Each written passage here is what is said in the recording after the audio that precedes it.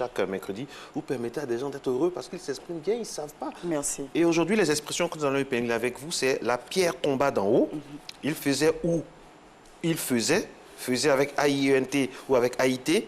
C'est les gens, c'est très ivoirien ça, surprendre à l'improviste, abréviation du terme monsieur, grammaire, accord des verbes accidentellement pronominaux. C'est tout un programme. On y va directement ou on a un jingle? On va directement. Hein. Allez, bonjour madame. Bonjour Marco. Dites-nous tout, nous sommes tout tu. Bien. La pierre tomba d'en haut. La maladresse dans cette phrase, c'est d'abord tomber, associé à la locution adverbiale en haut. Tomber, qu'est-ce que c'est? Tomber, c'est partir d'un point élevé et se retrouver au bas. Ensuite, d'en haut, c'est à l'extrémité, donc partir du haut pour descendre. Associé donc tomber et d'en haut, c'est faire un pléonasme.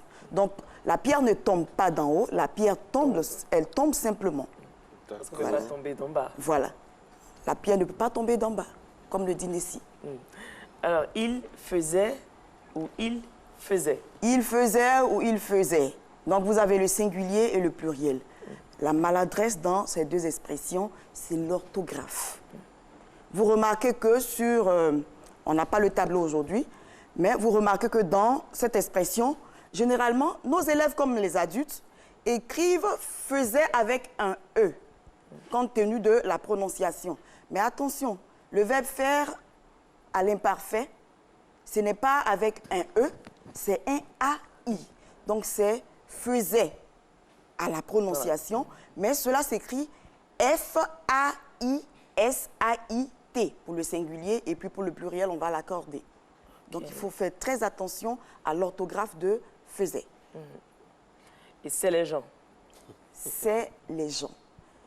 Je reviens encore sur cette expression parce que je crois que lorsqu'on était avec Eva sur le plateau, nous sommes revenus sur cette expression. Je reviens là-dessus par insistance, parce que les Ivoiriens insistent avec cette expression. Elle n'est pas commode, je vous en prie. C'est associé à les. Ce n'est pas bon. C'est ici, à l'intérieur, on a le verbe être. Le verbe être qui est à la troisième personne du singulier. Ce qui sous-entend que ce qui va suivre, normalement, doit être au singulier. Donc, on ne peut pas dire c'est les gens, mais plutôt ce sont les gens. Puisque les gens, nous avons gens au pluriel, donc on va prendre le verbe ici, être, dans la forme plurielle. Donc, je vous en prie, chers téléspectateurs, on ne dira pas c'est les enfants, mais ce sont les enfants.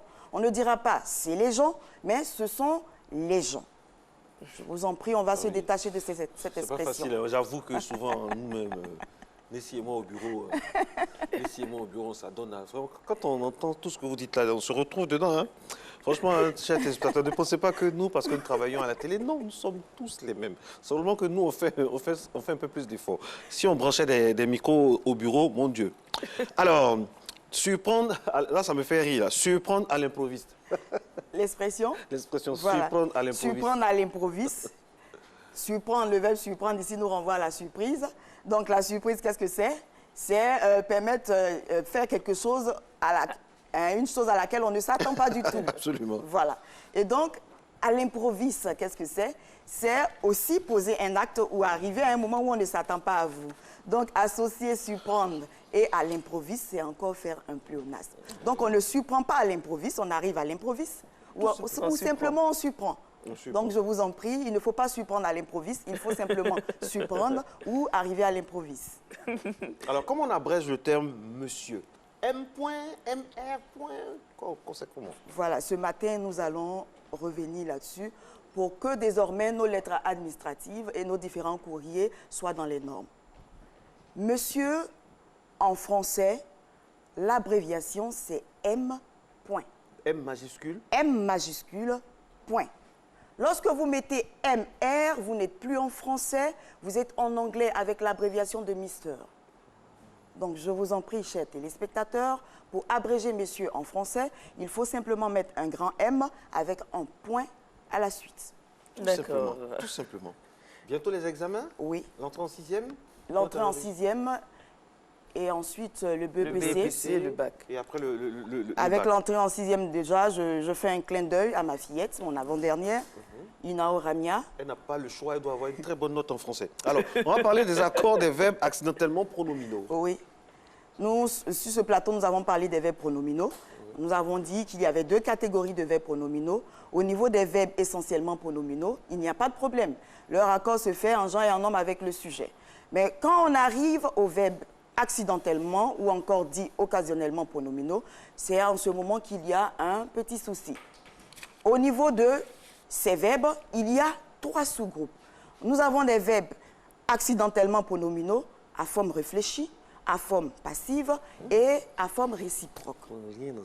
Réfléchis, passif. On va d'abord partir avec les verbes pronominaux à forme réfléchie. À forme réfléchie, oui. À forme réfléchie, je prends un exemple. La concurrente s'est blessée. Quand on prend cette phrase, qu'est-ce qu'on remarque ici? On remarque qu'à l'intérieur, nous avons un sujet qui fait l'action sur lui-même. Donc la concurrente s'est blessée. Elle fait l'action sur elle-même. Ici, pour les accorder, ces verbes pronominaux de cette forme dite réfléchie, il faut simplement chercher à l'intérieur de la phrase le complément d'objet direct. S'il est placé avant, automatiquement, le verbe pronominal s'accorde en genre et en nombre avec le complément d'objet direct. La concurrente a blessé qui? Elle a blessé qui? Elle-même. Elle-même. Le se est placé pour elle-même. Donc, automatiquement, blessé va prendre un E accent aigu et muet. Très bien. Ça, c'est pour les verbes pronominaux accidentels à forme réfléchie.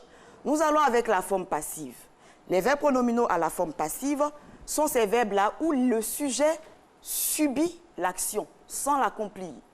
Je regarde une salle, par exemple, où nous avons des guirlandes. Je dirais, les guirlandes se sont allumées. Vous convenez avec moi que les guirlandes sujets ne peuvent pas faire l'action parce que les guirlandes ne sont pas humaines. Elles ne sont pas humaines, elles ne peuvent pas faire l'action. Donc ici, elles subissent l'action. Dans ce contexte, on va simplement regarder ce verbe pronominal à la forme passive et chercher à faire l'accord avec le sujet, simplement. Les guirlandes. Les guirlandes, donc, avec le sujet, à la forme passive. E accent aigu, E muet, S. Avec les guirlandes. Avec les guirlandes. Maintenant, nous arrivons à la forme réciproque. En ce moment, nous avons plusieurs sujets et chacun des sujets fait l'action sur lui-même. Excusez, on dit de reprendre, parce que les téléspectateurs nous suivent en même temps. D'accord. Il y a M. Rodrigue qui vous dit de reprendre avec ce son allumé, l'exemple là. Avec le deuxième exemple. Là. Les guirlandes. Les guirlandes se sont allumées. Donc nous avons les guirlandes. Les guirlandes ici ne font que subir l'action. Alors l'accord ici va se faire avec le sujet. Avec le sujet. Voilà, avec les guirlandes. Donc on rappelle que là, on parle des verbes pronominaux à accidentels. Accidentels à la forme passive. Passive. La première forme, c'était la forme réfléchie. La deuxième forme... C'est un être humain, un homme qui fait l'action. Oui. En l'occurrence, sur elle-même. Sur elle-même. Sur lui-même. Sur lui-même. Cette personne fait l'action sur elle-même. Et dans le deuxième cas, exemple, on a un sujet à l'intérieur de la phrase qui subit l'action. Donc, il ne fait pas l'action, il la subit. Ça, c'est à la forme... À la forme passive. Passive. Pour parler de l'idée d'être passif. Et la dernière forme des verbes pronominaux accidentels, c'est la forme réciproque, où nous avons plusieurs sujets qui font l'action, et cette action-là se fait sur chacun des sujets. Par exemple, Déborah et Cotin se sont dit oui. Déborah et Cotin se sont dit oui. Alors ici, dans cette phrase, comment faire l'action? L'accord, pardon. Il faut d'abord chercher le complément d'objet direct. On cherche le complément d'objet direct. S'il est placé avant, on ne fait pas d'accord avec le complément d'objet direct. Attention, mais avec le sujet. Pour faire l'accord avec le sujet, pour les verbes pronominaux accidentels à la forme réciproque, il faut chercher le complément d'objet direct. Il faudra qu'il soit placé avant. Quand il est placé avant, on fait simplement l'accord avec le sujet, en genre et en nombre. Mais si le complément d'objet direct est placé après, il n'y a aucun accord. Notre exemple, Déborah et Cotin se sont dit oui. Déborah et Cotin se sont dit oui. Déborah et Cotin ont dit oui à qui? On a un complément d'objet indirect. Donc, il n'y a pas de COD. Alors, cette phrase-là, à l'intérieur, le verbe pronominal ne prendra aucun accord. Très, très intéressant. Ben, ça fait plaisir. Vous avez compris, non? Oui. J'ai compris. J'espère que ça va pour nos téléspectateurs. Ben, ça, en fait, ça va, mais il faut vraiment... revenir. La dernière forme, fois, la forme réciproque, je vais prendre un exemple pour que ce soit visible aussi pour l'accord. Je vais rentrer dans le monde footballistique.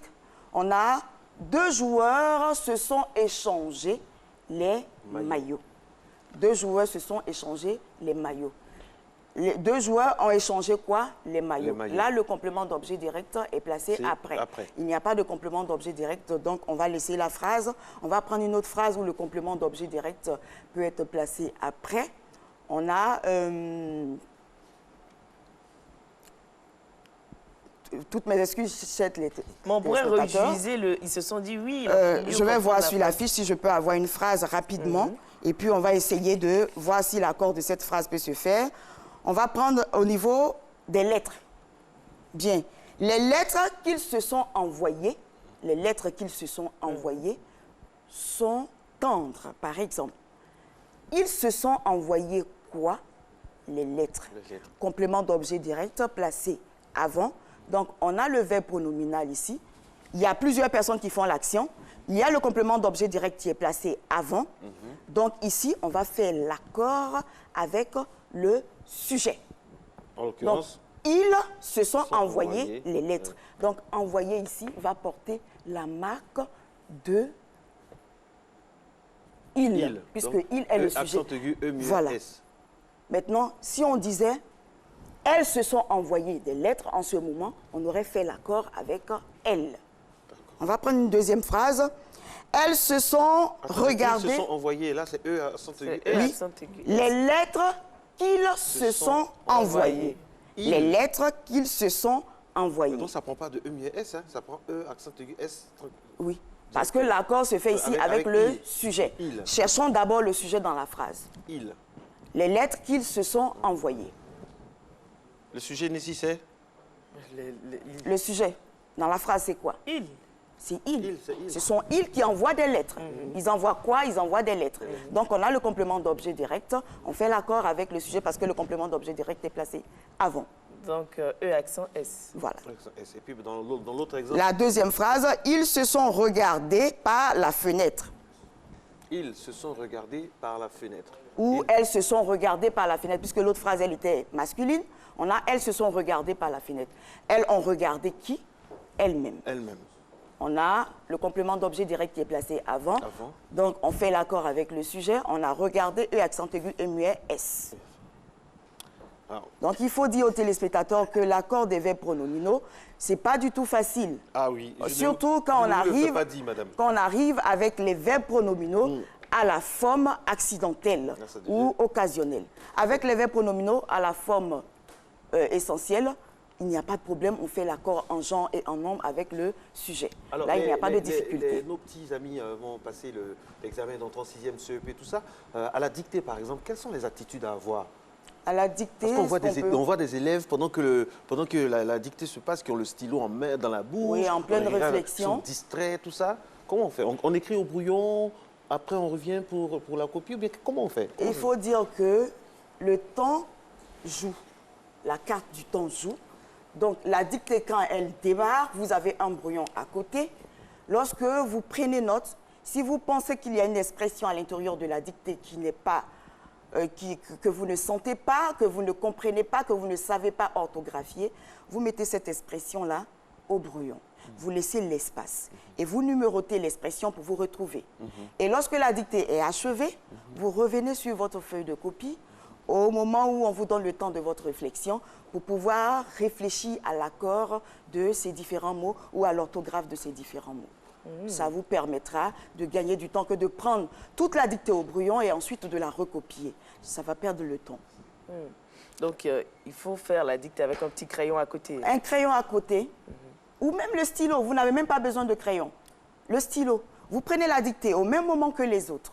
Et quand j'arrive, par exemple, au mot embouteillage, j'ai des difficultés à écrire embouteillage. Je sais que c'est à la première ligne. Je mets embouteillage au brouillon selon ma manière d'orthographier, je mets 1, je sais que c'est la première colonne que j'ai laissée et je continue la dictée avec les autres. Quand je reviens maintenant au moment de réflexion, je sais que embouteillage, c'est dans l'espace 1, j'ai l'orthographe que je pense être correcte de embouteillage, je la mets dans l'espace que j'ai laissé. Merci beaucoup, Madame Inao Zappé-Rachel, Je pour vous en ces prie. éclaircissements que nous nous sommes autorisés sur ce plateau. C'est la phrase correcte? Oui. Ouf, merci beaucoup. Mathé Moneur continue